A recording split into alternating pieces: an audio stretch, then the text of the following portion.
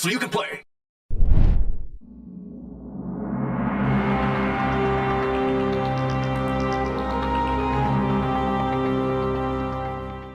The Iron Warrior's Primarch, Perturabo, was raised on Olympia, a mountainous planet divided into warring city-states.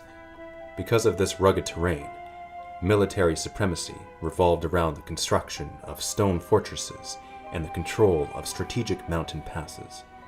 Perturabo had an affinity for cold logic and the use of technology, which made him a superb military engineer. By the time the Emperor's Great Crusade reached Olympia, Perturabo was the warlord of the Tyrant of Locos, and was his custom when one of his lost sons was found. The Emperor gave Perturabo rule over his home planet and relocated his legion's headquarters there. Even before they were reunited with their Primarch, the Space Marines of the 4th Legion had inherited his same military qualities. Perturabo quickly recruited new troops from Olympia and embarked on a campaign against the nearby world of Justice Rock, ruled by the Black Judges. It was a stunning success, though only fragmentary records survived in the aftermath of the Heresy. Quickly recognized as experts in the art of siege warfare, the Iron Warriors were regularly called upon to exercise their skills in cracking open enemy defenses. This had an unfortunate effect on the character of their legion. By their nature, sieges are the most grinding and demoralizing type of warfare. Long periods of tedium and unspectacular labor, broken by episodes of merciless close-quarters brutality.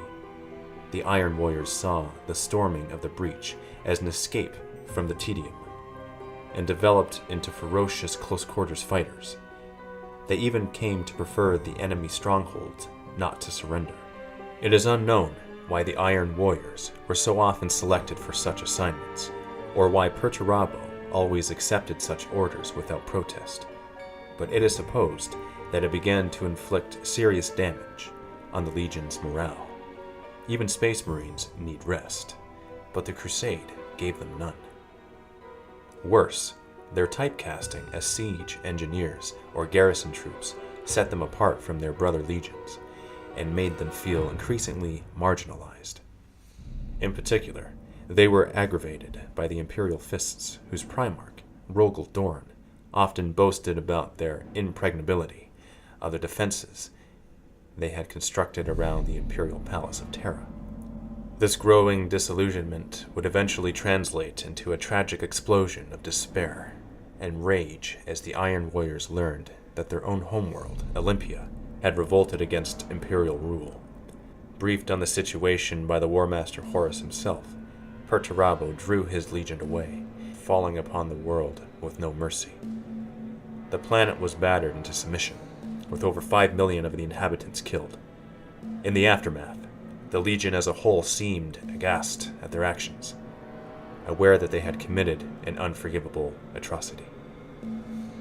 However, before word of their actions could reach the other arms of the Imperium, they once again received orders to move into action. This time, it was to move to the Isthvan system. While the Iron Warriors had been engaged in suppressing the rebellion on Olympia, the galaxy had turned upside down. Horus had rebelled against the Emperor, Fulgrim, Angron, and Mortarion had joined him, and the Space Wolves had slaughtered the Thousand Suns on Prospero. If the Iron Warriors had committed an outrage on Olympia, then their brother legions seemed determined to outdo them. The Horus Heresy had begun. The Iron Warriors were ordered to join the second assault on the traitors' position on Isthvan V, but chose instead to side with Horus, falling upon their former brothers in the Raven Guard and the Iron Hands without mercy. The fortresses that the Iron Warriors had erected on conquered worlds now served as a supply chain for the traitors' march to Terra, where Perturabo and a large contingent of the Iron Warriors took a perverse satisfaction in tearing down the defenses of the Imperial Palace. After the events at Terra, these garrisons would continue to be a thorn in the Imperium side. One of the planets that came under attack by the Iron Warriors during the Heresy was Talarn. Before their invasion, the Iron Warriors bombarded the planet with virus bombs, turning the once verdant world into a barren desert, and wiping out the majority of its population. Yet, while the Iron Warriors launched their attack, the resistance they encountered was fierce and unrelenting.